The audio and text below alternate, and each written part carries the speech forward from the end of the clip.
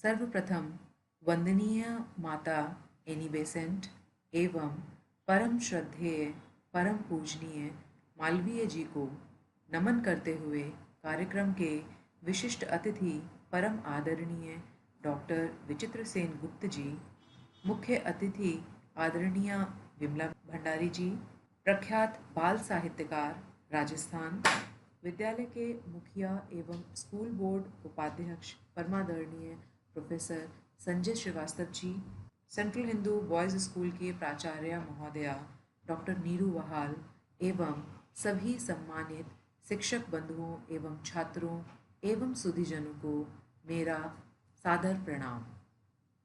मैं आप सभी का इस कार्यक्रम में हार्दिक अभिनंदन करती हूँ। कार्यक्रम का आरंभ हम वैज्ञानिक शांति स्वरूप भटनागर जी के द्वारा रचित कुल गीत के माध्यम से करेंगे।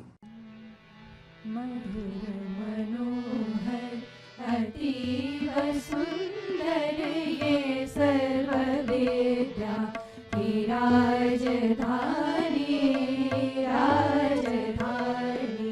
मधुर मनोहर अतीव सुंदर ये सर्ववेद्या की राजधानी राजधानी।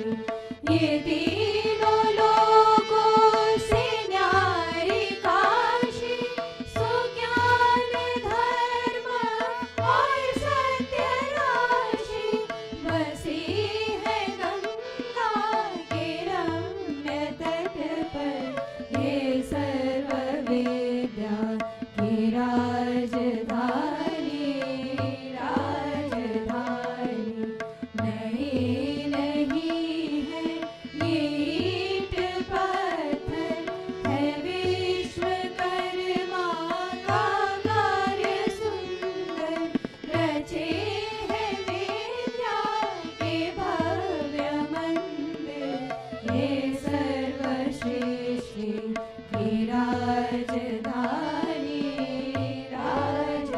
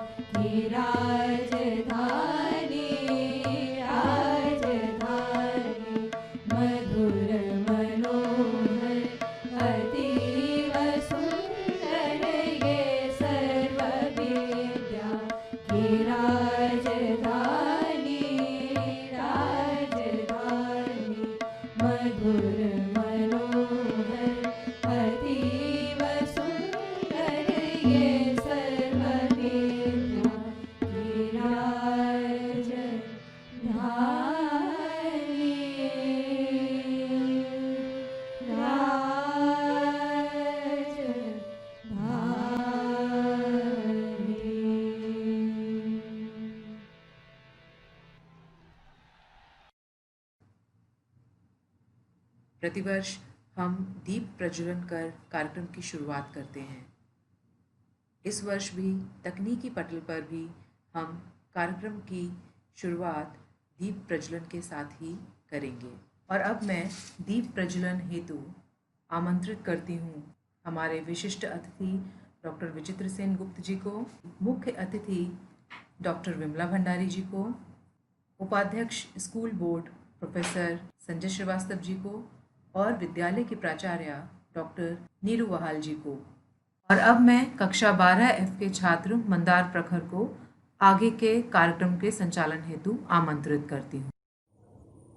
सर्वप्रथम परम वंदनीय माता वासंती एवं परम पूजनीय महामना पंडित मदन मोहन मालवीय जी को नमन करते हुए उनका शिष्य मंदार प्रखर हमारे मध्य उपस्थित कार्यक्रम की अध्यक्षता कर रहे हमारे विद्यालय परिवार के मुखिया व स्कूल बोर्ड के उपाध्यक्ष प्रोफेसर संजय श्रीवास्तव सर, हमारे कार्यक्रम की मुख्य अतिथि विख्यात बाल साहित्यकार डॉक्टर विमला भंडारी जी व विशिष्ट अतिथि के रूप में हिंदी अधिकारी काशी हिंदू विश्वविद्यालय से जुड़े डॉक्टर विचित्र सेन गुप्त जी व हमारे विद्यालय की प्राचार्य आदरणीय महोदया डॉक्टर नीरू वहाल मैम व हमारे साथ जुड़ चुके, जुड़ रहे व जुड़ने वाले सभी छात्र भाइयों का व अभिभावकों का समस्त सेंट्रल हिंदू बॉयज स्कूल परिवार की ओर से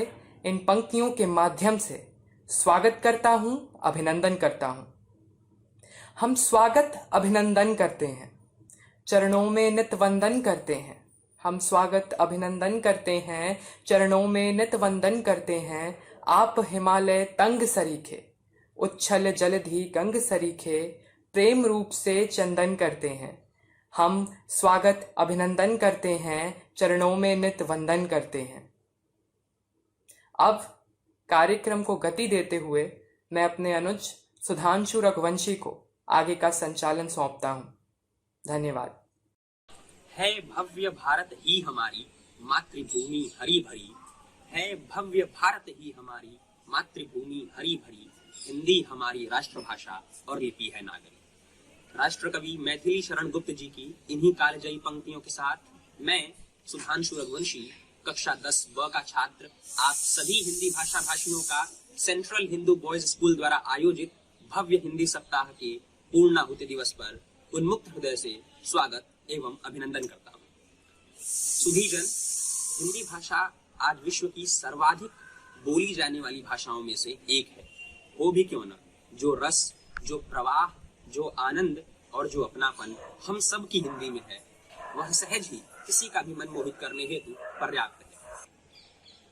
पंडित जगन्नाथ चतुर्वेदी जी की ये पंक्तियां भी इसी बात का समर्थन करती हैं। बानी हिंदी भाषण की महारानी, बानी हिंदी भाषण की महारानी, चंद्र सूर तुलसी से जामे, भय सुकवि लासानी। मित्रों, वर्तमान में हिंदी भाषा का सतही महिमा मंडन तो खूब हुआ, परंतु आज मैं चाहता हूं कि मैं आज आपको सोदाहरण हिंदी भाषा की अतुलनीयता, अप्रतिमत्व एवं अद्भुत से अवगत कराऊं, जिसे आप पहले से जानते, मानते एवं सराहते हैं। साथियों, हिंदी भाषा के महान अनन्य कृष्ण भक्त कवि सूरदास जी की पंक्तियों में जो चमत्कार है, वह हमें सहज ही विस्मृत कर देता है। यथा नखत वेद ग्रह जोरी अर्ध करी, सोई बनत प्रभात। यहाँ वियोग श्रृंगार का अद्भुत चित्रण हुआ है। कवि श्रेष्ठ कहते हैं कि नक्षत्रों, वेदों और ग्रहों की संख्या को जोड़ने पर हमें जो संख्या प्राप्त होती है, उसे यदि आधा किया जाए तो मैं आजकल उसी का सेवन करता हूँ। अब आप देखें कि नक्षत्रों की संख्या 27, वेदों की संख्या 4 और ग्रहों की संख्या 9 है।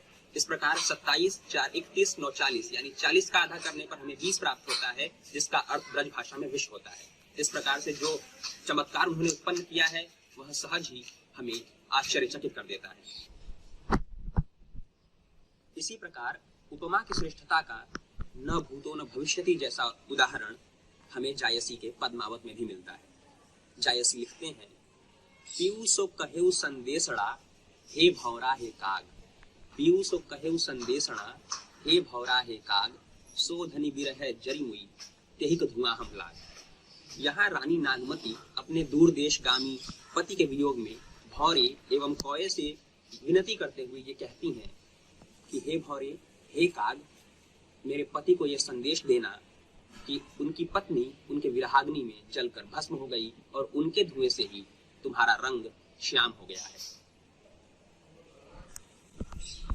निरोदाहरण परंपरागत प्रशंसा से इतर हिंदी साहित्य एवं व्याकरण के अथाह सागर में गोता लगाकर तमाम हतप्रभ कर देने वाली जानकारियों में से एक तथ्य यह भी मिलता है कि हिंदी जितनी वैविध्यपूर्ण भाषा संसार के किसी अन्य कोने में नहीं है।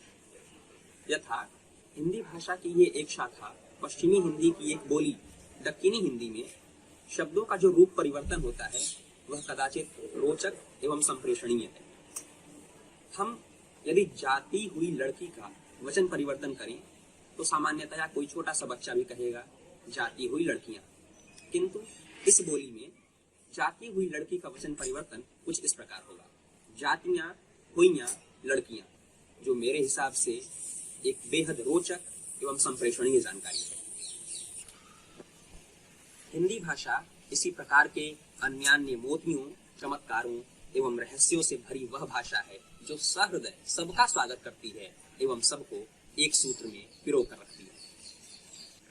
मैं रचनात्मक तरीके से निर्वाह करते हुए हिंदी भाषा के महाप्राण सूर्यकांत त्रिपाठी निराला जी की अद्भुत कविता वरदे वीणा वादिनी वरदे को स्वर देकर माँ सरस्वती से आशीर्वाद ले माहौल को पूरी तरह से हिंदी माँ को समर्पित करते हुए इस कार्यक्रम की औपचारिक शुरुआत करना चाहूंगा। वरदे वीणा वादिनी वरदे, वरदे वीणा वादिनी वरदे, प्रिय स्वतंत्र रव अमृत मंत्र नव भारत में भर दे। वरदे वीणा वादिनी वरदे, वरदे वीणा वादिनी वरदे, काट अंधौर के बंधन स्तर बहा जननी ज्योतिर्मय निर्झर, कलुष भेद तम हर प्रकाश भर, जगमग जग कर दे। वरदे वीणा वादिनी वरदे, वरदे वीणा वादिनी वरदे, नवगति नवलय ताल छंद नव, नवल कंठ नव जलद मंद्र रव, नव नभ के नव विहग वृंद को नव पर नव स्वर दे। वरदे वीणा वादिनी वरदे, वरदे वीणा वादिनी वरदे। हमारे विद्यालय के छात्र सदा से वार्तालाप संभाषण में प्रतिभाग करते आए हैं। इस वर्ष भी उन्होंने अपनी रचनात्मकता एवं हमारी कुशल शिक्षिका डॉक्टर सोनी स्वरूप मैम के दिशा निर्देशन में एक छोटा किंतु प्रासंगिक वीडियो कोरोना पर तैयार किया है, जो हम आपके सम्मुख प्रस्तुत करना चाहते हैं। हिंदी के ही महान कवि एवं भारत के पूर्व प्रधानमंत्री पंडित अटल बिहारी वाजपेयी जी की कालजयी पंक्तियां हैं कि बाधाएं आती हैं आए, घिरे प्रलय की घोर घटाएं, पांवों के नीचे अंगारे, सिर पर बरसें यदि ज्वालाएं, निज हाथों से हंसते हंसते आग लगाकर जलना होगा, कदम मिलाकर चलना होगा।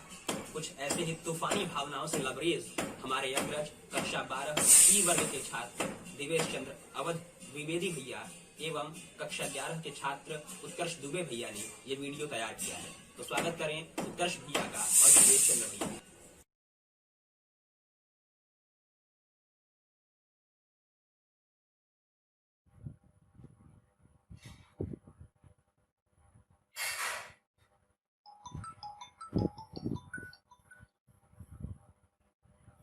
हेलो, जय महाकाल।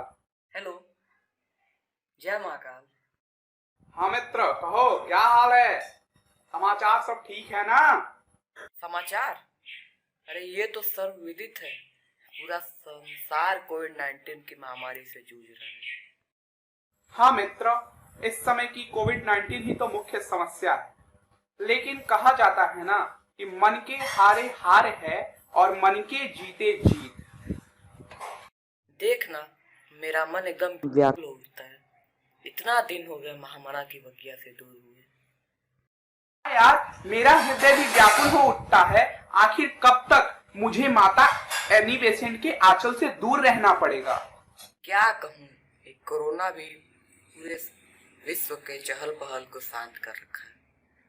देखो ना, बाजार बंद है, यातायात बंद है और यहाँ तक कि पूरे त्योहारों के रंग भी अब फीके पड़ चुके हैं। यार, लगता है पूरा का पूरा विश्व वीरान पड़ा हुआ है। पहले हमारे पास समय नहीं था और आज समय है तो देखना कोरोना ने हमारे पांवों को किस प्रकार से जकड़ रखा है। और बता भाई, पढ़ाई कैसी तब चल रही है? सही चल रही है। ये तो ईश्वर की कृपा ही कही जाएगी कि इस विश्व बंदी में भी हमारे गुरुजनों ने हमारी पढ़ाई को जारी रखा है। हाँ, तभी तो हम दूर रह करके भी अपना समय का सदुपयोग कर पा रहे हैं। समय का सदुपयोग तो हो रहा है मित्र, लेकिन तू इस बात को नकार नहीं सकता कि विद्यालय में व्याख्यान देने से, विद्यालय की अन्य गतिविधियों में प्रतिभाग करने से हमारा पूर्ण विकास होता था, लेकिन अब वो कहाँ हो रहा है। हाँ, विद्यालय के वातावरण से हर रोज कुछ ना कुछ तो जरूरी नया सीखने को मिलता था। और मैं यही कहना चाहता हूँ कि हजार बर्फ गिरे, लाख आंधियां उठे, वो फूल खिल के रहेंगे जो खिलने वाले हैं। ये वक्त भी गुजर जाएगा। हाँ, वैक्सीन बन जाने दो, तब तक 2 गज की दूरी और मास्क है जरूरी। जलना होगा, गलना होगा, कदम मिलाकर चलना होगा। हाँ मित्र, देश की गिरती हुई अर्थव्यवस्था और ये कोरोना जो कि एक अदृश्य दुश्मन है, वो हमारे मनोबल को तोड़ने का प्रयास कर रही है। लेकिन शायद वो उसको ज्ञात नहीं कि हम माँ भारती के पुत्र हैं और माँ भारती के पुत्र हर वक्त अटलता को बरकरार रखते हुए आगे के लक्ष्यों के लिए एक योजना बनाते हैं और उसे प्राप्त करके ही दम लेते हैं। हाँ, हमें समस्याओं से तो लड़ना ही है। मित्र, तुमने एकदम सही कहा। हमें समस्याओं से लड़ना है, ना कि डरना है, क्योंकि मानो जब लगाता है पत्थर भी पानी बन जाता है। अद्भुत, मनमोहक और अनिर्वचनीय प्रस्तुति। कोई आश्चर्य नहीं है कि हमारे सेंट्रल हिंदू बॉयज स्कूल के छात्र ऐसी प्रस्तुतियां हर वर्ष देते रहते हैं। मैं अब कार्यक्रम को गति प्रदान करते हुए आदरणीय डॉक्टर सुनी स्वरूप मैम को मंच पर आमंत्रित करना चाहूंगा। मैम आए एवं सप्ताह भर चले इस भव्य उत्सव के सभी कार्यक्रमों एवं परिणाम की उद्घोषणा करें। कोरोना के कारण इस वर्ष ऑनलाइन माध्यम से हिंदी सप्ताह का आयोजन हुआ है। दिनांक 14 सितंबर 2020 को हिंदी सप्ताह के कार्यक्रम का शुभारंभ ऑनलाइन माध्यम से प्राचार्य महोदया की उपस्थिति में हुआ। आलोक कुमार कक्षा 12F, मंदार प्रखर कक्षा 12F, स्वप्निल यादव कक्षा 12F एवं आयुष चतुर्वेदी कक्षा 12F ने ऑनलाइन माध्यम से अपनी प्रस्तुतियां दी। प्राचार्य महोदया के उद्बोधन के पश्चात कार्यक्रम के समाप्ति हुई। दिनांक 14 सितंबर 2020 से 20 सितंबर 2020 तक इस 7 दिवसीय कार्यक्रम में विभिन्न प्रतियोगिताओं का आयोजन उपाध्यक्ष महोदय एवं प्राचार्य महोदया के दिशा निर्देशन में विभाग के समस्त अध्यापक अध्यापिकाओं के सहयोग से छात्रों के लिए कराया गया, जिसका विवरण इस प्रकार है। दिनांक 14 सितंबर को शब्द विचार प्रतियोगिता कराई गई, जिसके प्रभारी श्री रविंद्र कुमार हैं। दिनांक 15 सितंबर 2020 को निबंध प्रतियोगिता का आयोजन किया गया, जिसकी प्रभारी श्रीमती संवेदना त्रिपाठी रहीं। दिनांक 16 सितंबर 2020 को भाषण प्रतियोगिता का आयोजन कराया गया, जिसकी प्रभारी सुश्री अंजना भारती। दिनांक 17 सितंबर 2020 को कथा वाचन प्रतियोगिता का आयोजन कराया गया, जिसके प्रभारी श्री गणेश चंद्र थे। दिनांक 18 सितंबर को काव्य पाठ प्रतियोगिता का आयोजन कराया गया, जिसके प्रभारी श्री संतोष कुमार थे, और दिनांक 19 सितंबर 2020 को अंतर विद्यालयीय ऑनलाइन हिंदी प्रश्नोत्तरी का आयोजन कराया गया, जिसकी प्रभारी स्वयं मैं रही। प्रतियोगिताओं में प्रतिभाग करने के पश्चात हर प्रतियोगी के मन में यह बात रहती है कि प्रतियोगिता का परिणाम क्या हुआ। तो अब मैं प्रतियोगिता के परिणाम को आपके समक्ष प्रस्तुत करती हूँ। दिनांक 14 सितंबर 2020 को शब्द विचार प्रतियोगिता आयोजित हुई, जिसमें प्रथम स्थान प्राप्त किया अंकुश राज ने कक्षा 7 से, जिसमें प्रथम स्थान प्राप्त किया अंकुश राज कक्षा 7C से। द्वितीय स्थान प्राप्त किया सौरभ यादव कक्षा 7B से। द्वितीय स्थान प्राप्त करने वाले अमन कुमार रहे कक्षा 7A से, और 7D से तृतीय स्थान प्राप्त किया मोहम्मद शहीर ने। दिनांक 15 सितंबर 2020 को निबंध प्रतियोगिता का आयोजन किया गया, जिसमें प्रथम स्थान प्राप्त किया निखिल जायसवाल ने, जो कि कक्षा 12F से हैं। प्रथम स्थान प्राप्त किया अनंत जैन ने, जो कि कक्षा 12E से हैं। द्वितीय स्थान प्राप्त किया कौशिक बसाक ने, जो कि कक्षा 12F के छात्र हैं, और तृतीय स्थान प्राप्त किया अभय कुमार मौर्य ने, जो कि कक्षा 12F के छात्र हैं। दिनांक 16 सितंबर 2020 को भाषण प्रतियोगिता का आयोजन हुआ, जिसमें प्रथम स्थान प्राप्त किया यशस्वी पांडे ने कक्षा 12B2 से। द्वितीय स्थान प्राप्त किया उत्कर्ष दुबे ने, कक्षा 11A2 के छात्र हैं, और तृतीय स्थान प्राप्त किया चंद्रभान सिंह ने, जो कि कक्षा 10E के छात्र हैं। दिनांक 17 सितंबर 2020 को कथा वाचन प्रतियोगिता आयोजित कराई गई, जिसमें प्रथम स्थान प्राप्त किया देवांश श्रीवास्तव ने, कक्षा 8C से। द्वितीय स्थान प्राप्त किया अभिषेक त्रिपाठी ने, जो कि कक्षा 8C के ही छात्र हैं, और तृतीय स्थान प्राप्त किया सत्यम त्रिपाठी ने, जो कि कक्षा 8D के छात्र हैं। दिनांक 18 सितंबर को काव्य पाठ प्रतियोगिता का आयोजन हुआ, जिसमें प्रथम स्थान प्राप्त किया आदित्य शंकर मिश्र ने, कक्षा 9D से। द्वितीय स्थान प्राप्त किया उत्कर्ष अग्रहरि ने, कक्षा 9C से। तृतीय स्थान प्राप्त किया आयुष भारती ने, कक्षा 9D से। दिनांक 19 सितंबर 2020 को ऑनलाइन हिंदी प्रश्नोत्तरी।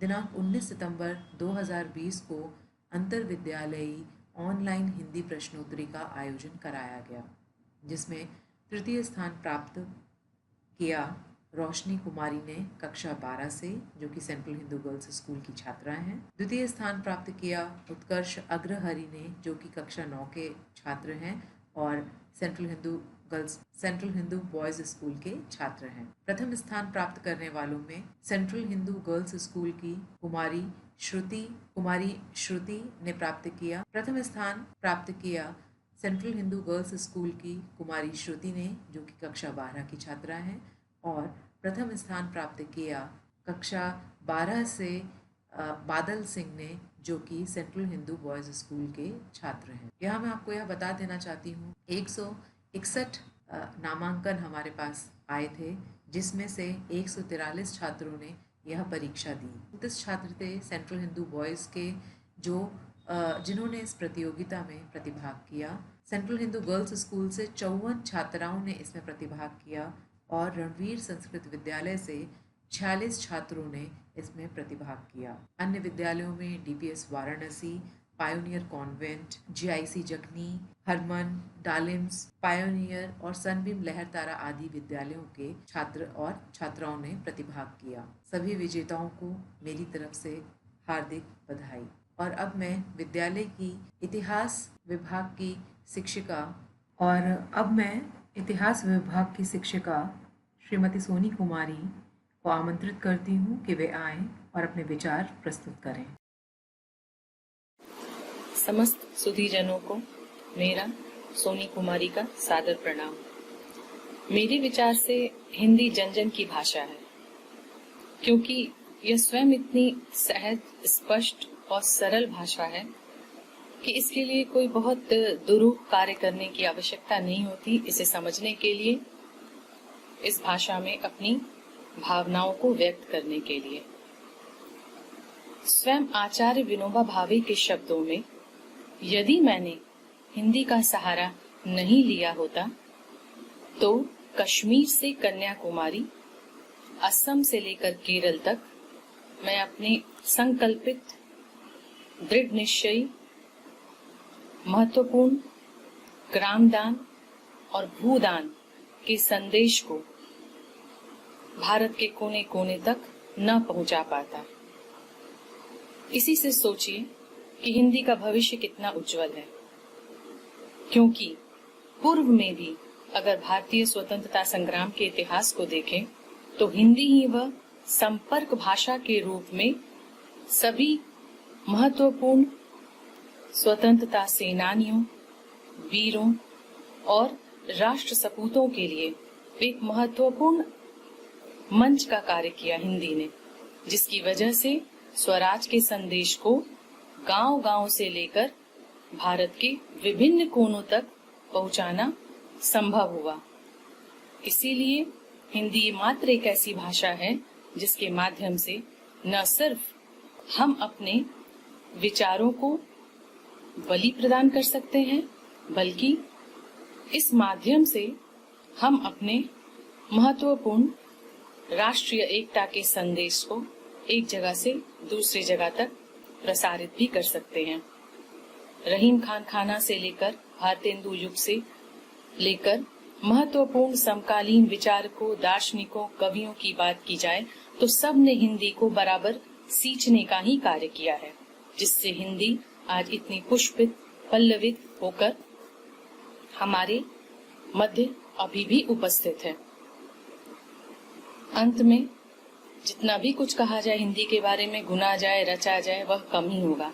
फिर भी मैं इन पंक्तियों के साथ अपनी वाणी को विराम देना चाहूंगी।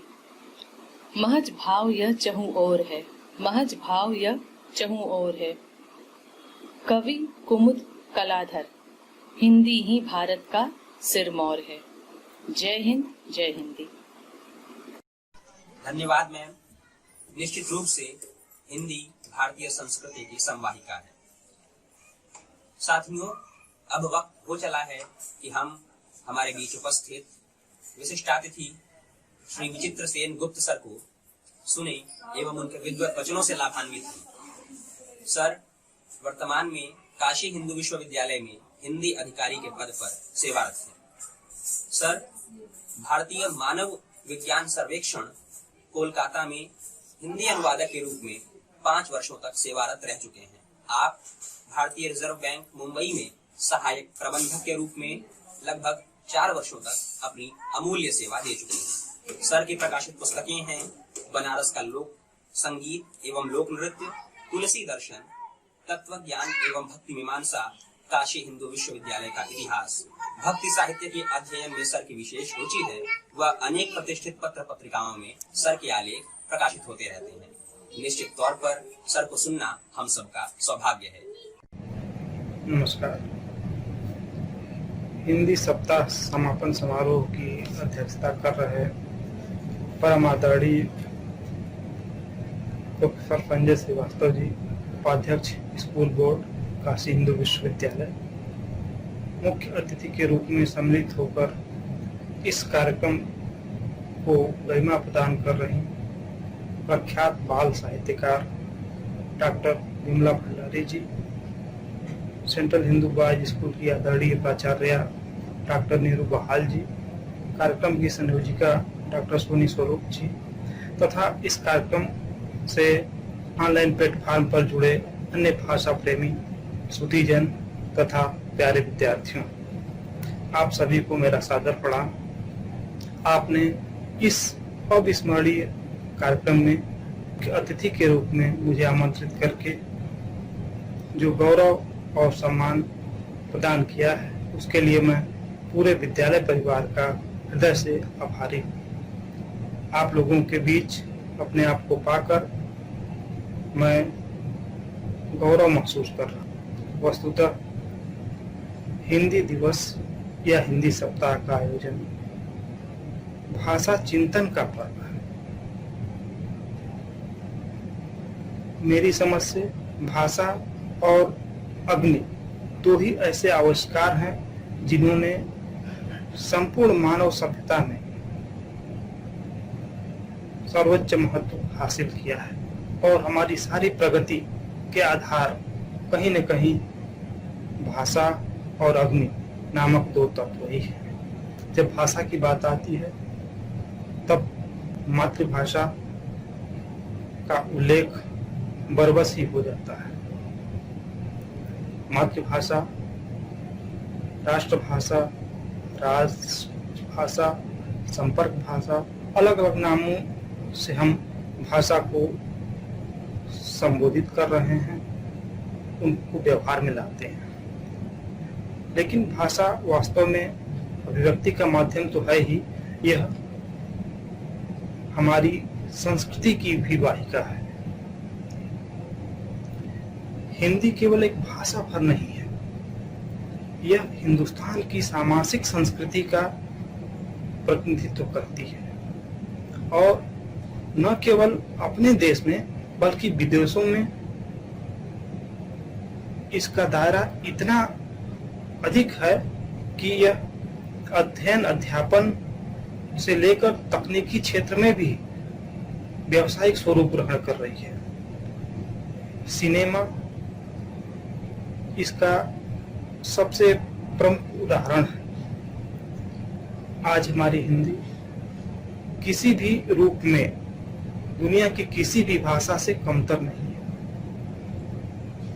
इसके बावजूद हमें कुछ सवाल दुखी करते हैं, जैसे अभी इसी वर्ष के बोर्ड की परीक्षा में 8 लाख से अधिक विद्यार्थियों का हिंदी विषय में अनुत्तीर्ण होना हमें आत्मचिंतन के लिए प्रेरित करता है कि हम अपनी मातृभाषा से अधिक मातृदेश की भाषा कहना ज्यादा उपयुक्त होगा, क्योंकि हिंदी का कोई एक स्वरूप नहीं है और ये नहीं कहा जा सकता कि इनकी मातृभाषा हिंदी है।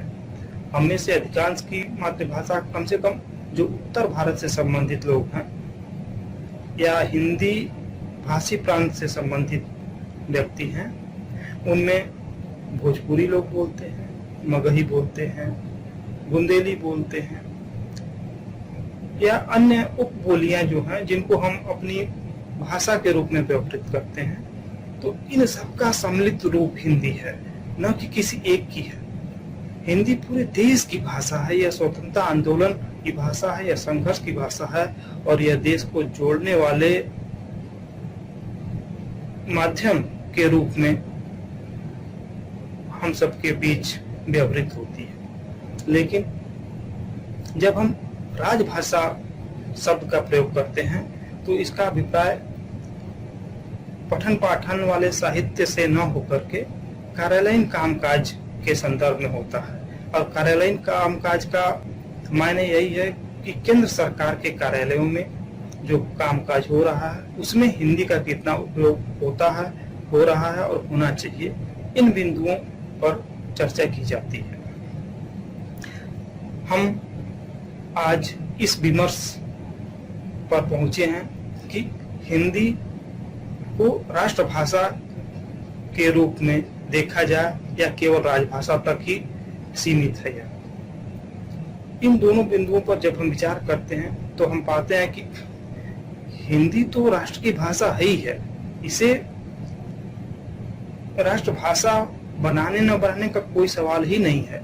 यह इसी देश की भाषा है तो निश्चित रूप से राष्ट्रभाषा है और संविधान की 8वीं अनुसूची में जितनी भी भाषाएं हैं सभी राष्ट्र की भाषाएं हैं, तो निसंदेह हिंदी राष्ट्रभाषा है। हाँ, व्यवहार के रूप में यदि कहीं इसका समुचित प्रयोग नहीं हो पा रहा हो तो वो हमारी कमी है, हमारी मानसिकता की कमी है, न कि हिंदी की कमी है। हिंदी का तकनीकी पक्ष आज इतना समृद्ध है कि आप ऐसा कोई भी कार्य नहीं है जो अन्य भाषाओं में संपादित हो सकता है और हमारी हिंदी में न हो पाए।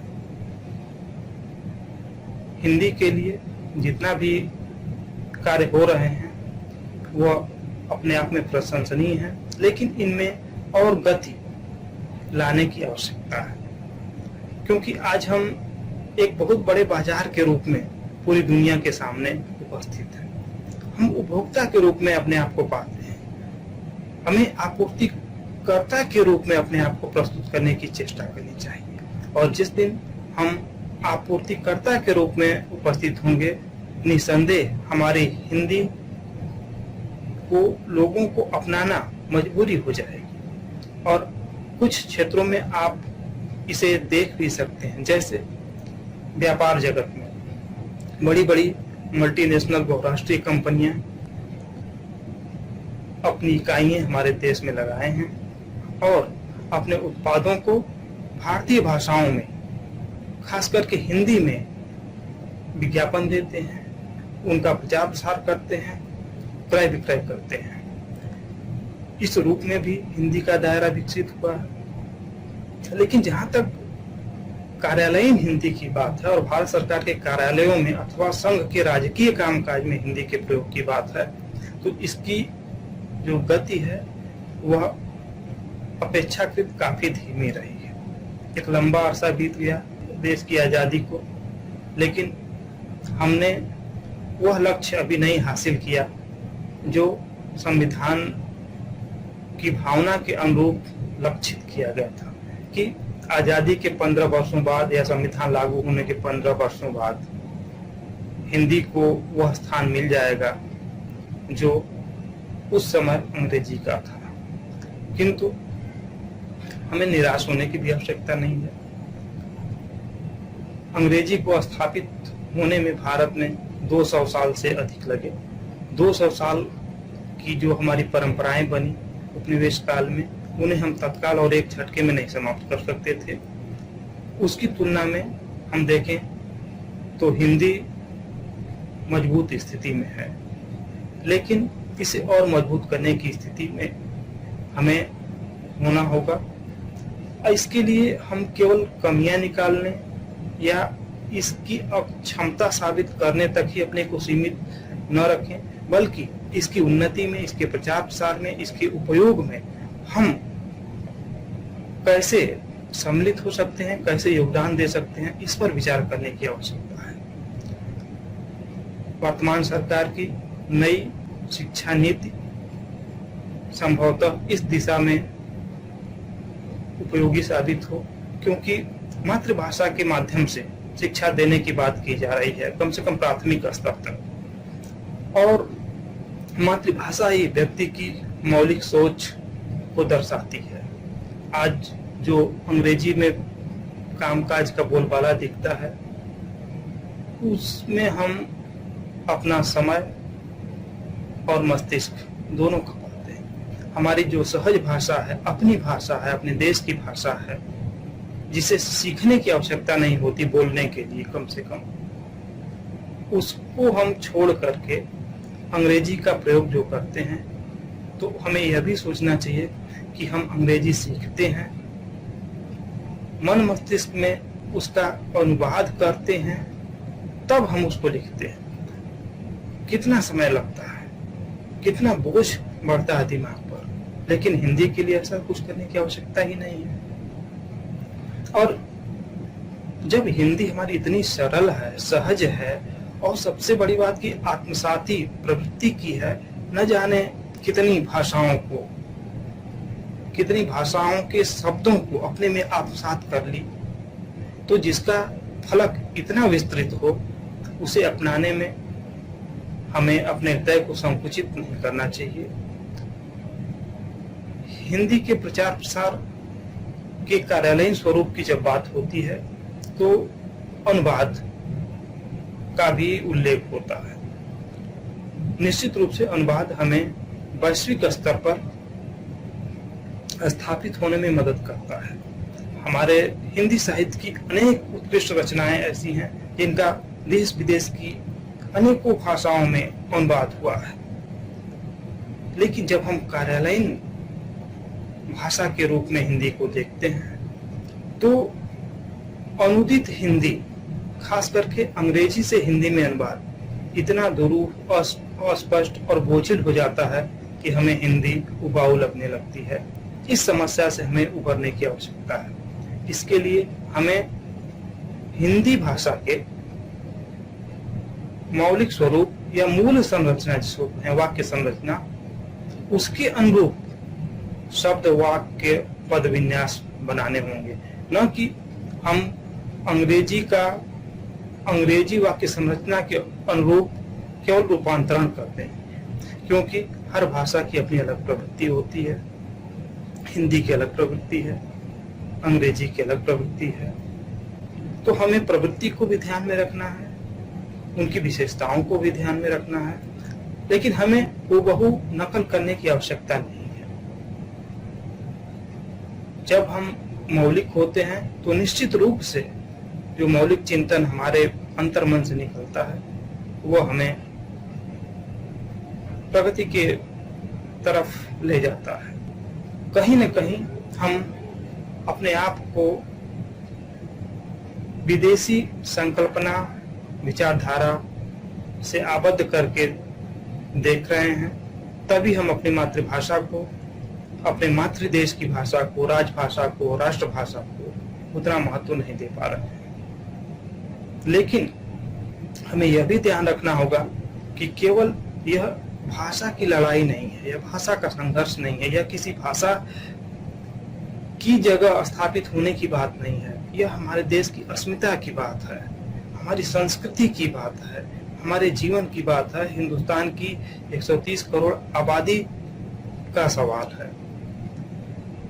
इस संदर्भ में हम देखें तो अंग्रेजी भारतीय जनमानस को छलने का ही काम अभी तक करती आई है, क्योंकि 2 से 4% लोग ही अंग्रेजी पढ़ते, लिखते, बोलते हैं और हमारे बहुसंख्य हिंदी भाषी या अन्य भारतीय भाषा के बोलने वाले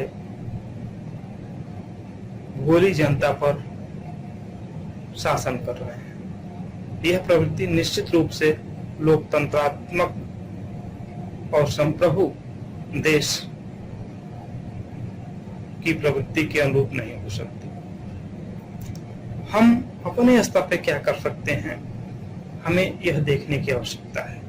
आज साहित्य का विपुल भंडार हमारे सामने है। किसी जमाने में हिंदी की गिनी चुनी पत्रिकाएं होती थी। आज आप बाजार में चले जाएंगे, आपको हजारों पत्रिकाएं दिखेंगी। फिर भी हिंदी का मात्रात्मक प्रसार तो इतना हुआ, लेकिन गुणात्मक प्रसार की क्या स्थिति है, इस पर भी हमें दृष्टि डालने की आवश्यकता है। क्योंकि तकनीकी पक्ष समृद्ध होने के साथ साथ एक चीज और सामने आती है, वह है कि हमारी पठन पाठन में रुचि घटती जा रही है। हम पुस्तकों से विमुख होते जा रहे हैं। इस प्रवृत्ति पर रोक लगाने की आवश्यकता है।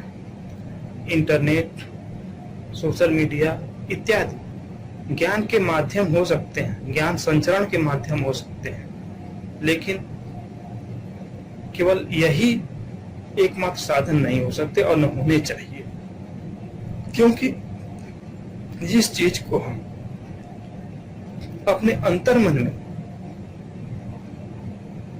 धारण करते हैं, उसको कहीं न कहीं हम अपना सर्वस्व, अपना सर्वश्रेष्ठ देने की कोशिश करते हैं, और वह हम तकनीकी माध्यमों से नहीं कर पा रहे हैं। तो हमें पुनः एक बार पुस्तकों की ओर लौटने की आवश्यकता है। विद्यार्थियों में अध्ययन प्रवृत्ति पैदा करने की आवश्यकता है, और यह तभी हो सकता है जब हम सभी अपने अपने सामाजिक दायित्वों के साथ साथ नैतिक दायित्वों और संवैधानिक दायित्वों, जो कि भारतीय संविधान द्वारा हमें प्रदत्त है, कि हम भारतीय होने के नाते, हम हिंदुस्तानी होने के नाते अपने संविधान में निर्दिष्ट भाषा का समुचित उपयोग करें, उसकी समृद्धि में सहायक बने। जब हम यह कर पाएंगे तो निश्चित रूप से हम पाएंगे कि हम विकसित देशों की श्रेणी में खड़े हो सकते हैं। अभी तक जितनी भी संकल्पनाएं हमारे समक्ष हैं, चाहे तकनीकी क्षेत्र की हों, चाहे चिकित्सा जगत की हों, चाहे शिक्षा जगत की हों, प्राय सुनने और देखने में आता है कि इनकी शब्दावली बड़ी कठिन होती है। उनका हिंदी अनुवाद या हिंदी रूपांतर बड़ा दुरूह होता है। उनको हम अंग्रेजी में या जिस भी भाषा के शब्दों से वो संकल्पनाएं ली गई हैं उसी रूप में रखते हैं। तो इसके पीछे जो वजह है वह यही है कि हमारा अपना क्या है? हमारा अपना होता तो हम उसे अपना शब्द देते, लेकिन जब हमने संकल्पना ही उधार की ली है तो शब्द भी वही होंगे। हम उन्हें अपना शब्द कैसे दे पाएंगे? जब हम हाइड्रोजन की खोज हमारे भारतीयों ने की होती तब तो उसे हम कोई भारतीय नाम दे पाते, लेकिन जब हम विदेशों पे निर्भर हैं, उनका अनुकरण करते हैं, तो निश्चित रूप से उनकी शब्दावली का भी अनुकरण करेंगे। और जब अनुकरण करेंगे तो वह हमें दुरूह, जटिल और पोछिल लगेगा, क्योंकि वो अपनी मौलिक सोच से निकला नहीं है। तो मौलिक सोच पैदा करने के लिए मातृभाषा में शिक्षा अत्यंत आवश्यक है। साथ ही देश की राष्ट्रभाषा का भी अपना महत्व है। प्रत्येक देश की राष्ट्रभाषा होती है। हमारे देश की राष्ट्रभाषा हिंदी तो है ही, उसके अलावा भारतीय संविधान में वर्णित अन्य भारतीय भाषाएं भी हैं, राष्ट्र की ही भाषाएं हैं। लेकिन वह भाषा जिसका व्यापक जनाधार है और पूरे देश में किसी न किसी रूप में थोड़े मोड़े परिवर्तन के साथ बोली, समझी, लिखी, पढ़ी जाती है, वह हिंदी ही है। तो जिस भाषा ने हमें एक राष्ट्र की संकल्पना दी है, भारत जैसे विशाल राष्ट्र की, उस भाषा की प्रगति का, प्रचार प्रसार का हम माध्यम बनकर न केवल अपने देश की उन्नति में बल्कि हिंदी की उन्नति में भी सहायक सिद्ध हो सकते हैं। मैं चाहता हूँ मैं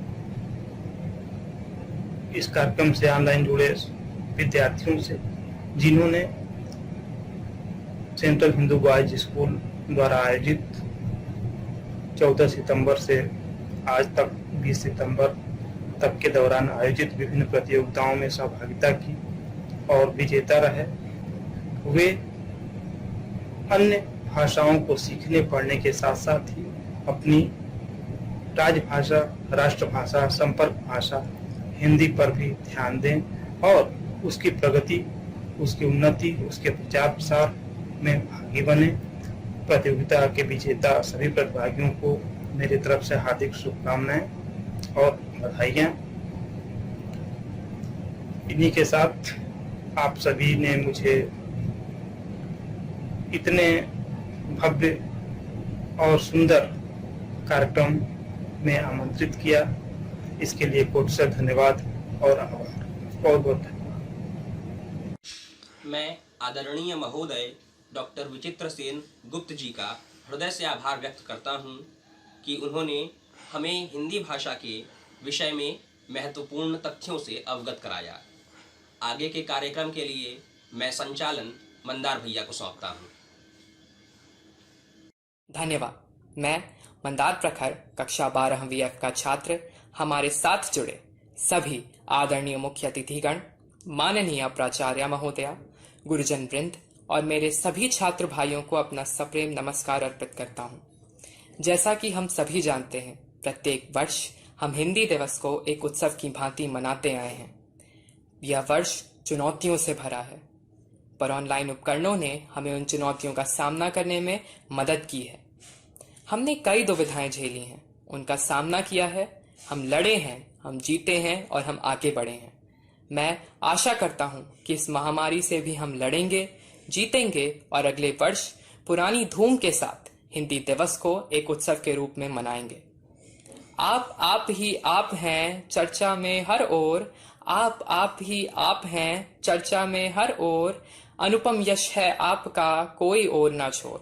इन पंक्तियों के साथ अब मैं स्वागत करता हूं राजस्थान से हमारे साथ जुड़ी विख्यात बाल साहित्यकार माननीय डॉक्टर विमला भंडारी जी का, जिनका परिचय किसी औपचारिकता का मोहताज नहीं, क्योंकि हम सब उनके कार्यों, प्रयासों और समाज के प्रति उनके योगदान के बारे में सुनते आए हैं। बाल साहित्य में आपको आपके अंतहीन योगदान के चलते अकादमी पुरस्कार से सम्मानित किया गया। अनमोल कहानी, सितारों से आगे, सुनहरी और सिमरू जैसी 12 बाल साहित्य की कृतियां, 3 कहानी संग्रह, 2 नाटक अनुदित राजस्थानी भाषा का उपन्यास, आजादी की डायरी जैसी महत्वपूर्ण पुस्तकें अब तक प्रकाशित हो चुकी हैं। 2 दर्जन से भी अधिक राष्ट्रीय पुरस्कार व सम्मान से सम्मानित आप दृष्टि से इतिहासकार, मन से बाल साहित्यकार, संवेदना से साहित्यकार और अपनी सक्रियता से सामाजिक कार्यकर्ता हैं। विगत 30 वर्षों से आपने साहित्य, इतिहास और राजनीति में अपना महत्वपूर्ण योगदान दिया है। यदि आपकी कार्यकुशलता की व्याख्या करें तो समय पर्याप्त नहीं, इसीलिए अब वक्त हो चला है माननीय डॉक्टर विमला दीदी के सारगर्भित उद्बोधन का। प्यारे बच्चों, आप जरूर मुझसे आज एक कहानी भी सुनना चाहेंगे और मैं भी चाहती हूँ कि एक आपको ऐसी अनूठी कहानी सुनाऊं जिसे सुनकर आपको खूब मजा आए। मैं बात कर रही थी एक ऐसी लड़की की जो डरपोक है और जिसको सब कहते हैं डरपोक लड़की। तो मैंने कहानी का शीर्षक भी यही रख दिया, डरपोक लड़की।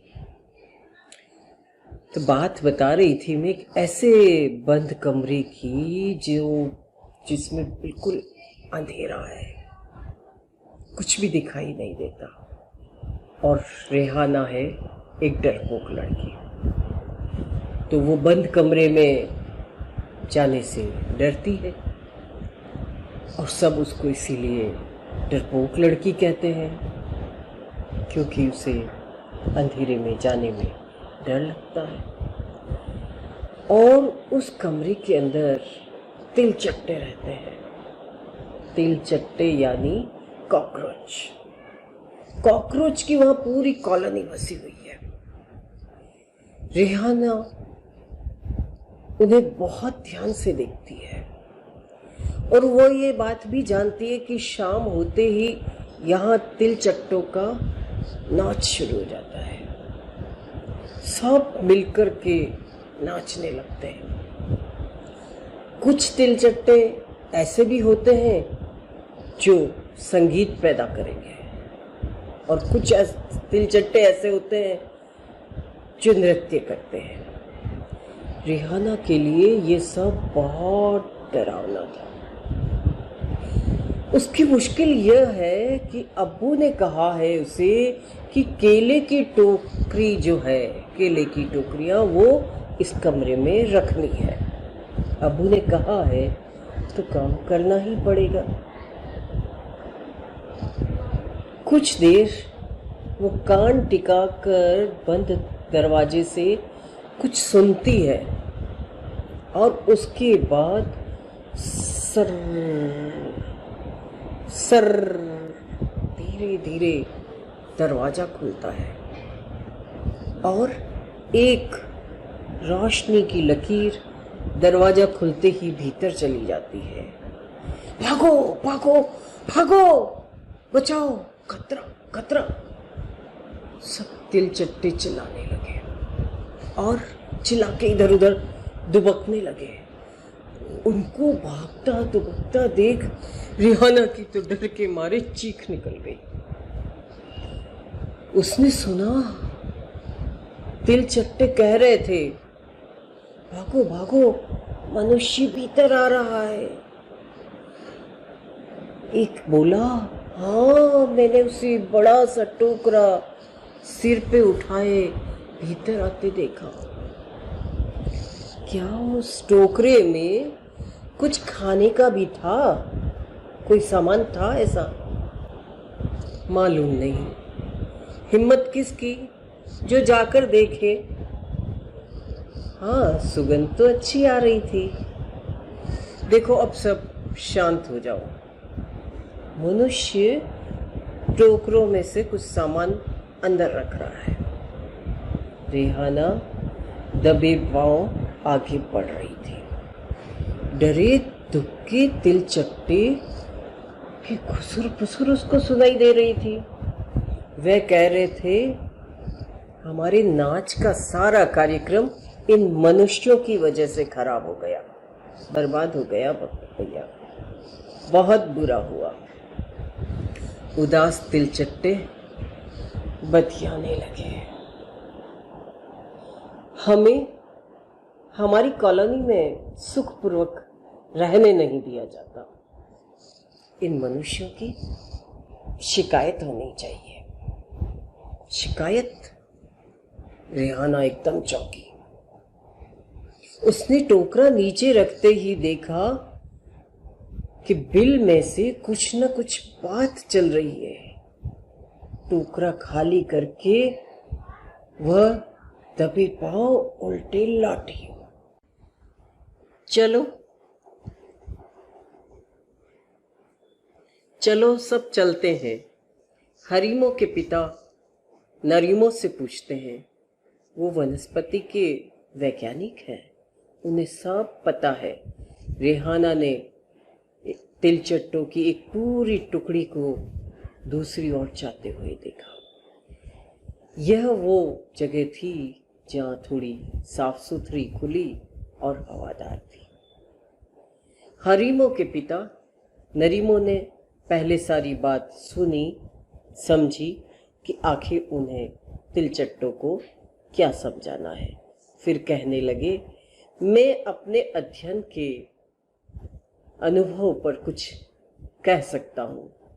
तुम सब लोगों को इन बातों पर ध्यान देना होगा। कच्चा केला हरा होता है और पकने के बाद वह पीला हो जाता है।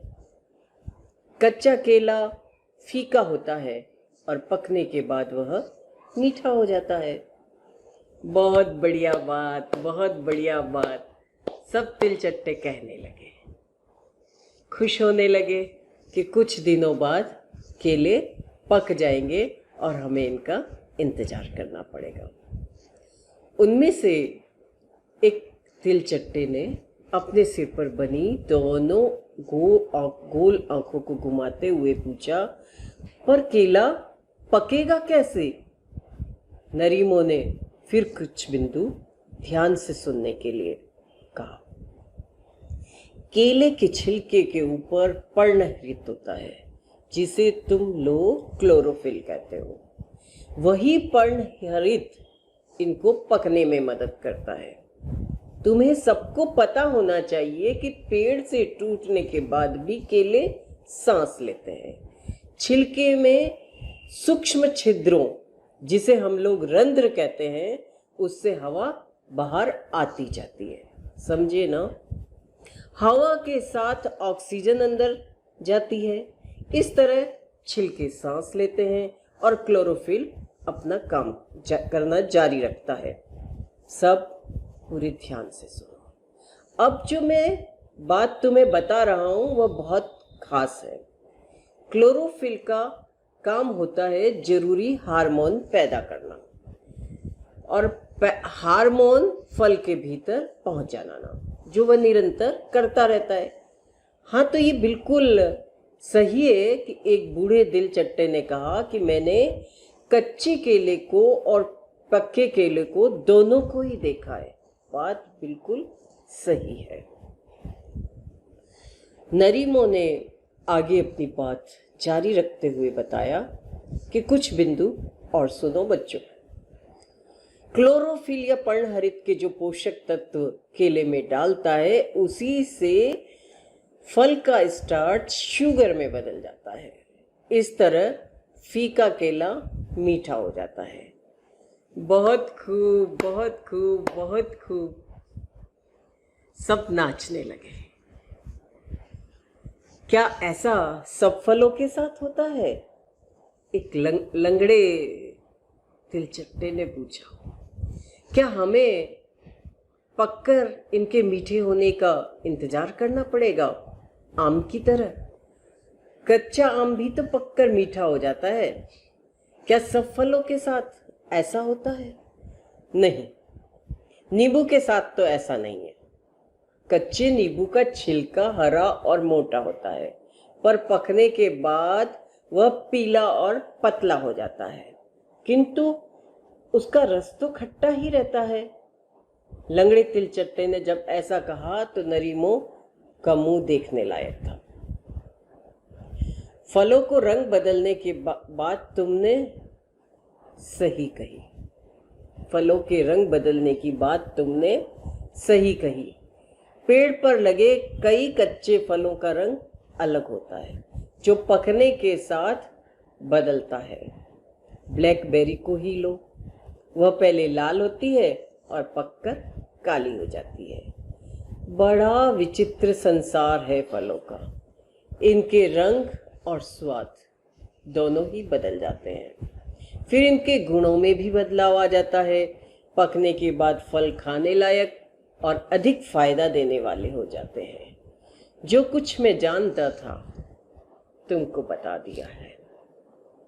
रेहाना को तिलचट्टों की बात बड़ी रोचक लगी। ये तो बड़े समझदार हैं। मैं बेकार ही इनसे डरती थी। उसने बंद कमरे की दरवाजे की दरार को थोड़ा सा झांक कर देखना चाहा। धीरे से उसने दरवाजा खोला और दरवाजा खुलते ही तिलचिट्टे फिर से भागे। दरवाजा खुलते ही तिलचट्टे फिर से भागे और एक नादान तिलचट्टा तो रेहाना के पाँव के ऊपर चढ़ गया और पाँव से होता हुआ फ्रॉक पर जा पहुंचा। हुई माँ, हुई माँ! रेहाना चिल्लाते हुए कूदने लगी। उसका शोर सुन तिलचट्टे डर के मारे फिर इधर उधर दुबकने लगे। रेहाना को चिल्लाते हुए देखकर माँ बोली, डरपोक लड़की। तो प्यारे बच्चों, आपको मेरी ये कहानी कैसी लगी? मुझे आपसे अभी उत्तर तो नहीं मिल पाएगा, किंतु फिर भी आप लोग मैसेज के जरिए या अपनी मैडम से कहकर अपना जवाब जरूर भेजिएगा, अपनी पसंद जरूर भेजिएगा कि ये कहानी क्या आपको केले पकने की कहानी सुनाई या तिलचट्टे के कॉलोनी की कहानी सुनाई या डरपोक लड़की की सुनाई। तो ये तीन बातें आपके सामने है। एक डरपोक लड़की की कहानी है, ये केले और फल पकने की कहानी है ये, या ये तिलचट्टों के कॉलोनी की और उनकी जिंदगी की कहानी है। मुझे इंतजार रहेगा। आज आपके स्कूल में मुझे बुलाया गया।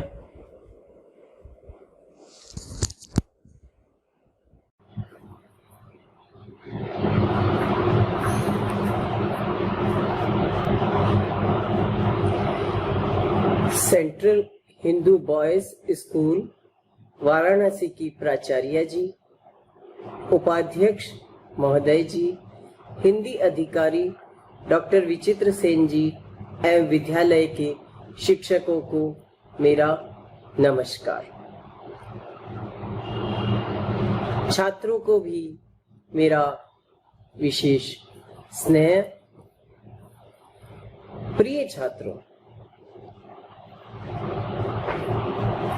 लो आया माह सितंबर का, हुई हिंदी की जय जयकार।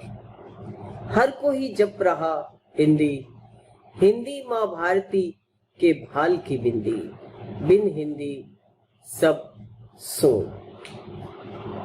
अपने बचपन में नंदन, चंपक, चंदा मामा, बाल भारती, बाल हंस, लोटपोट, इन पत्रिकाओं में न जाने आपने कितनी कहानियां पढ़ी होंगी। और ये सभी कहानियां किस भाषा में थी? हमारी मातृभाषा, राष्ट्रभाषा हिंदी में थी। और हिंदी की इन्हीं कहानियों को पढ़कर आपने बहुत कुछ जाना। जैसा कि अभी आपने मेरी कहानी, विज्ञान कहानी को जाना और कहानी कहानी में आपने समझ लिया कि किसी फल के पकने का विज्ञान और रहस्य क्या है। तो ये जो विभिन्न भाषाओं के अंदर कहानियों में ज्ञान छिपा हुआ है, चाहे बात हम हिंदी भाषा की करें, भोजपुरी की करें, बुंदेली की करें या राजस्थानी इन उपबोलियों की करें, आप अधिक से अधिक अपनी भाषाओं की पुस्तकों को पढ़ें, उन बोलियों को समझें, क्योंकि वह आपके आसपास के परिवेश की बोलियां हैं और वो जो आपको दे पाएंगी, आप जो उन भाषाओं को संरक्षित रख पाएंगे, तो यह ज्ञान की गंगा आगे से आगे बढ़ती रहेगी। हिंदी दिवस की आप सभी को मेरी हार्दिक शुभकामनाएं। जय हिंद, जय हिंदी। धन्यवाद। मैं आपको इस उद्बोधन के लिए कोटिशः धन्यवाद करता हूँ। पुनः मैं आपको धन्यवाद करता हूँ कि आप राजस्थान से हमारे साथ जुड़ी, आपने हमारा मार्गदर्शन किया और आपकी उपस्थिति से हमारे इस कार्यक्रम को और भी दिव्य और अनुपम बनाया। धन्यवाद। मित्रों, हिंदी सप्ताह के इस उत्सव में आज हमारे मध्य उपस्थित हैं सेंट्रल हिंदू बॉयज स्कूल के मुखिया एवं स्कूल बोर्ड काशी हिंदू विश्वविद्यालय के उपाध्यक्ष महोदय परम आदरणीय प्रोफेसर संजय श्रीवास्तव सर। महोदय, मैं आयुष चतुर्वेदी विद्यालय परिवार की तरफ से आपका हार्दिक अभिनंदन एवं स्वागत करता हूं। सर्वप्रथम मैं सर का संक्षिप्त परिचय आप सभी से कराना चाहूंगा।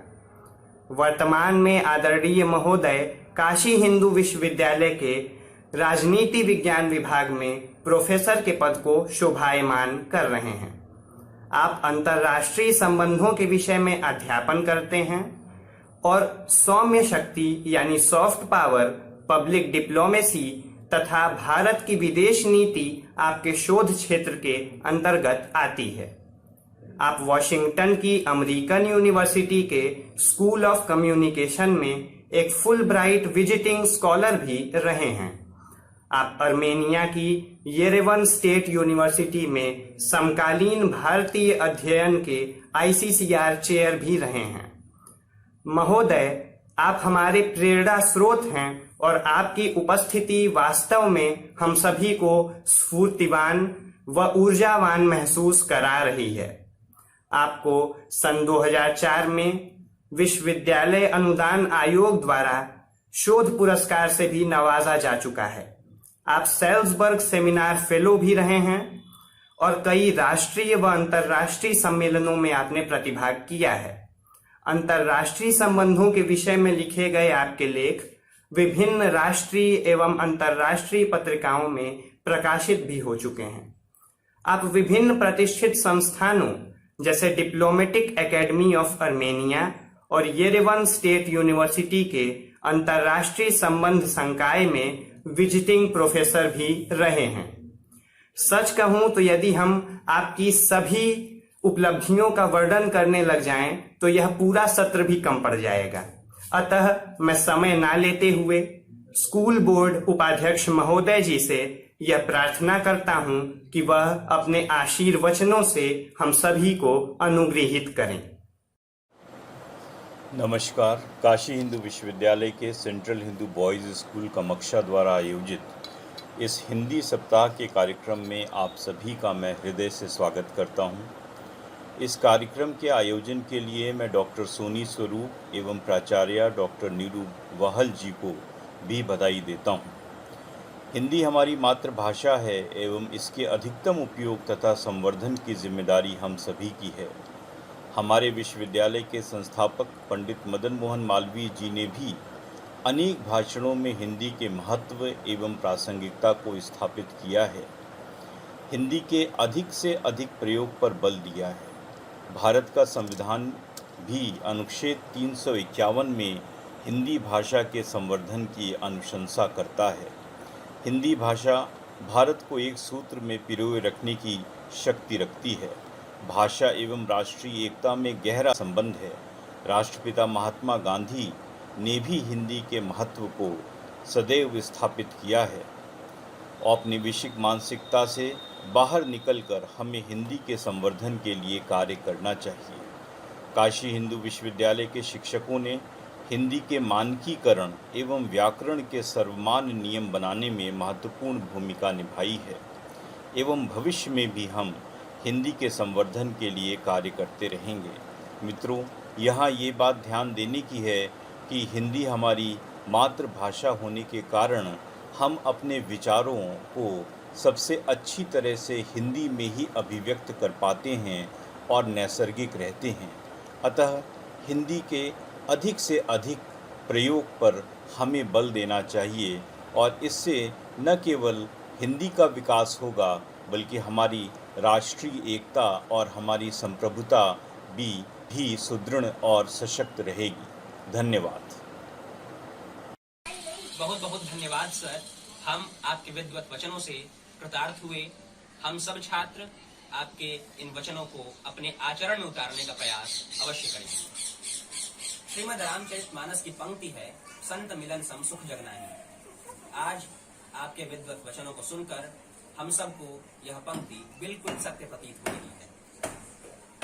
अब मैं अपनी ओजस्विनी परमादरणीय प्राचार्य महोदया डॉक्टर नीरू बहाल मैम को आभार व्यक्त करने हेतु सादर आमंत्रित करता हूँ। 14 सितंबर से 20 सितंबर तक सेंट्रल हिंदू बॉयज स्कूल द्वारा आयोजित हिंदी सप्ताह के समापन व पुरस्कार वितरण समारोह के कार्यक्रम की अध्यक्षता कर रहे स्कूल बोर्ड काशी हिंदू विश्वविद्यालय के उपाध्यक्ष प्रोफेसर संजय श्रीवास्तव सर, हिंदी के सतत प्रचार और प्रसार के लिए समर्पित काशी हिंदू विश्वविद्यालय के हिंदी अधिकारी डॉक्टर विचित सेन जी तथा कार्यक्रम के मुख्य अतिथि प्रख्यात बाल साहित्यकार डॉक्टर विमला भंडारी जी, जो निसंदेह संवेदना से कहानीकार, दृष्टि से इतिहासकार और सक्रियता से सामाजिक कार्यकर्ता हैं। विद्यालय परिवार की ओर से आप सभी का हार्दिक स्वागत एवं अभिनंदन करती हूँ। बच्चों, हमारे देश का हर प्रबुद्ध व्यक्ति जानता है कि हमारा राष्ट्रीय पक्षी मोर है, राष्ट्रीय पशु बाघ है, राष्ट्रीय पुष्प कमल है, राष्ट्रीय गीत जनगण मन है, राष्ट्रीय ध्वज तिरंगा है, राष्ट्रीय नदी गंगा है। परंतु यदि किसी से पूछा जाए कि हमारी राष्ट्रीय भाषा क्या है तो इसका उत्तर नहीं मिलेगा।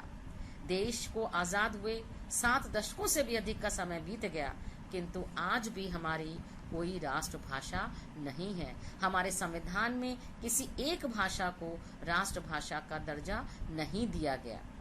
हिंदी को राजभाषा माना गया है। राज्यों की भी अपनी अपनी राजभाषाएं हैं। राज्यों का अपना अधिकांश काम उनकी अपनी राजभाषा में ही होता है। लगभग पूरे देश में किंचित उच्चारण भिन्नता के साथ हिंदी का ही न्यूनाधिक प्रचलन है। बावजूद इसके दक्षिण भारतीय जनता अंग्रेजी अथवा अपनी स्थानीय भाषा में ही संवाद करना अधिक पसंद करती है। एक राष्ट्रभाषा और एक कार्यालय भाषा में अंतर यह है कि राष्ट्रभाषा जहां राष्ट्रीयता और देशभक्ति का भाव उत्पन्न करती है, कार्यालयी भाषा संवाद और पत्राचार का माध्यम भर है। जब देश आजाद हुआ था, यह निर्णय लिया गया था कि 15 वर्षों के अंदर पूरे देश की बोलचाल या संवाद की भाषा हिंदी बना ली जाएगी। और आज भी प्रतिवर्ष इसी उद्देश्य की प्राप्ति हेतु हिंदी दिवस, हिंदी सप्ताह, हिंदी पखवाड़ा अथवा हिंदी मास मनाया जाता है। हिंदी के प्रति स्वीकार्यता बढ़ी अवश्य है। हिंदी को राष्ट्रभाषा बनाने का प्रयास जारी है। दैनिक कार्यों में हिंदी का उपयोग भी बढ़ रहा है। भारतीय सभ्यता, भारतीय संस्कृति और संस्कारों की अविरल धारा हिंदी में ही मुख्य रूप से जीवंत और सुरक्षित है। वर्तमान समय में विगत वर्षों में विदेशी मंचों पर हिंदी में दिए गए भाषणों से हिंदी का विश्व में सम्मान बढ़ा है, हिंदी सुदृढ़ हुई है। परंतु हिंदी को सम्मान देना ही पर्याप्त नहीं है। हिंदी में बोलना, लिखना और शुद्ध उच्चारण के साथ पढ़ना भी जरूरी है। इसी उद्देश्य की प्राप्ति के लिए हमारा विद्यालय प्रतिवर्ष हिंदी सप्ताह अथवा हिंदी पखवाड़े का आयोजन करता है। वर्तमान विषम परिस्थितियों में भी यह आयोजन डिजिटल माध्यम से किया गया। सप्ताह पर्यंत चले इन कार्यक्रमों में काव्य पाठ, भाषण, कथावाचन, निबंध लेखन तथा हिंदी साहित्य पर आधारित अंतर विद्यालय प्रतियोगिता आयोजित की गई। इन सभी का उद्देश्य यही था कि छात्र शुद्ध और सही उच्चारण के साथ हिंदी बोलना सीखें, पढ़ना सीखें, उनका शब्द ज्ञान परिष्कृत हो, समृद्ध हो। हिंदी भाषा का ज्ञान आत्मगौरव, हिंदी में काम राष्ट्र गौरव। यद्यपि महामारी के कारण विद्यालय सामान्य रूप से संचालित नहीं है, परंतु विद्यालय की अनेकानेक गतिविधियां निर्बाध रूप से चल रही हैं। इसी क्रम में विद्यालय के समर्पित उत्साही शिक्षक शिक्षिकाओं द्वारा हिंदी सप्ताह का सफल आयोजन किया गया। तदर्थ कार्यक्रम की संयोजिका डॉक्टर सोनी स्वरूप तथा अन्य सहयोगी शिक्षकों को मैं हृदय से बधाई देती हूँ, जिनके निर्देशन और मार्गदर्शन में कार्यक्रम संपन्न हुए। मैं समस्त प्रतिभागी छात्रों और विभिन्न डिजिटल माध्यमों से जुड़े सभी छात्रों को भी शुभकामनाएं देती हूँ। आप उस मिथक को तोड़ें, आप उस धारणा को तोड़ें कि हिंदी मीडियम वाले सरकारी स्कूलों में पढ़ने वाले छात्र पद, पैसा और प्रतिष्ठा वाली नौकरी नहीं पा सकते अथवा अंग्रेजी पढ़कर ही समाज में अच्छी जीविका मिलती है। हिंदी को राष्ट्रभाषा का स्थान प्राप्त हो, यही हमारी कामना है। मैं पुनः समस्त विद्यालय परिवार की ओर से कार्यक्रम की मुख्य अतिथि राजस्थान साहित्य अकादमी से वर्ष 1955 में शंभू दयाल सक्सेना पुरस्कार तथा वर्ष 2002 में राष्ट्रीय बाल शिक्षा एवं बाल कल्याण परिषद से श्यामा देवी कहानी पुरस्कार विजेता डॉक्टर विमला भंडारी जी का हृदय से धन्यवाद ज्ञापित करती हूँ। आपने हमारे छात्रों को आशीर्वचन देकर उनका मनोबल बढ़ाया। स्कूल बोर्ड काशी हिंदू विश्वविद्यालय के उपाध्यक्ष प्रोफेसर संजय श्रीवास्तव जी, जिनके मार्गदर्शन में विद्यालय प्रगति पथ पर अग्रसर है, का भी मैं पुनः आभार व्यक्त करती हूँ। हिंदी अधिकारी डॉक्टर विचित सेन जी हमारे बीच हिंदी समारोह के अवसर पर पहले भी आते रहे हैं। आपका उद्बोधन और मार्गदर्शन छात्रों के लिए सतत प्रेरणा स्रोत रहा है। आप सभी को पुनः धन्यवाद। जय हिंद, जय हिंदी, जय हिंदुस्तान।